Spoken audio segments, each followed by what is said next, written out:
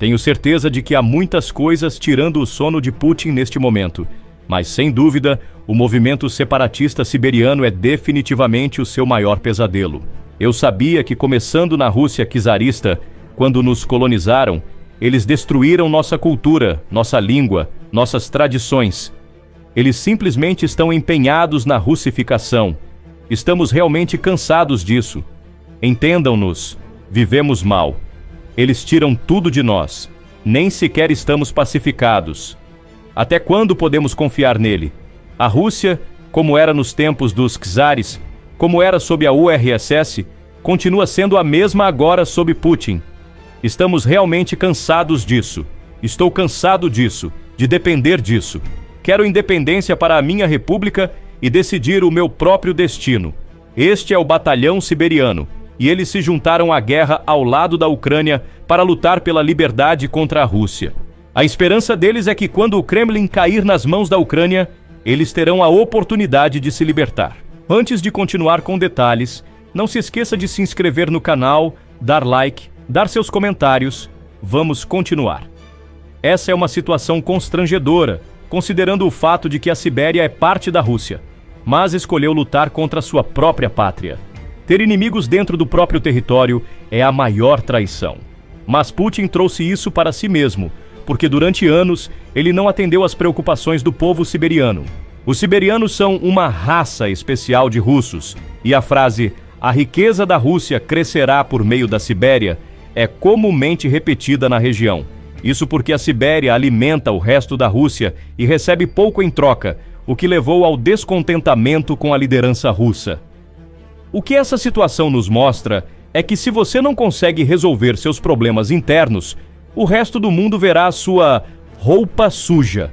Agora, enquanto os debates sobre secessão continuam crescendo, os bots de Putin vão se tornar mais agressivos em nossos vídeos. Por favor, nos ajudem a combater isso.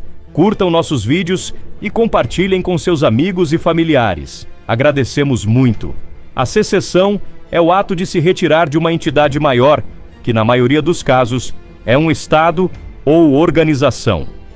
Nos últimos anos, esses movimentos têm se tornado mais frequentes na Rússia.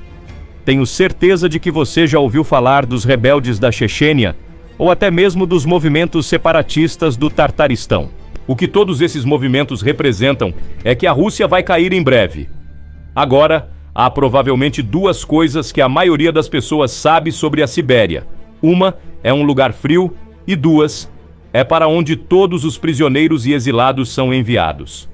O que as pessoas não falam é o quão bonita é a região e o quão rica ela é em recursos. A Sibéria é basicamente a grande porção de terra que cobre o norte e o leste da Rússia. No oeste, separa a Europa da Ásia com os Montes Urais. E no leste, temos o Oceano Pacífico. Antes de irmos mais longe, preciso destacar uma coisa.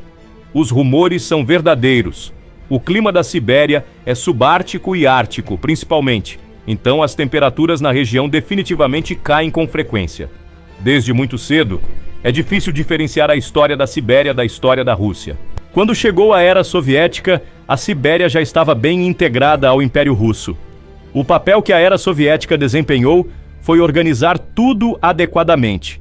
Durante o Império Russo, a Sibéria era o centro agrícola, mas depois disso, as coisas se tornaram industriais. Devido ao grande número de imigrantes, a terra foi usada muito intensamente, o que levou ao esgotamento do solo e a colheitas ruins frequentes. Isso forçou a Rússia a procurar uma nova maneira de lucrar com aquela terra. Por volta dessa época, os primeiros sinais de descontentamento começaram a surgir. O regionalismo siberiano começou a crescer, e eles queriam se tornar uma região autônoma completamente independente da Rússia. Esse movimento realmente saiu do papel. Um governo regional provisório foi estabelecido em 1918, e os regionalistas, junto com os anti-bolcheviques, resistiram ao domínio russo. Havia um presidente eleito e um conselho de ministros, e parecia que a Sibéria poderia ser autônoma. Infelizmente, esse conto de fadas durou muito pouco. Nesse mesmo ano, ocorreram duas batalhas, a Batalha na Sibéria Ocidental e o Cerco de Omsk, e a Sibéria perdeu sua independência. Em 18 de novembro de 1918, a República Siberiana foi derrubada e um governo provisório pan-russo foi estabelecido. Durante esse período, muitos avanços foram feitos, como a construção da ferrovia Transiberiana, que conectava a região à Rússia europeia, concluída em 1916. O projeto ferroviário mais famoso foi a linha principal Baikal-Amur, que conectava a Sibéria ao extremo oriente russo.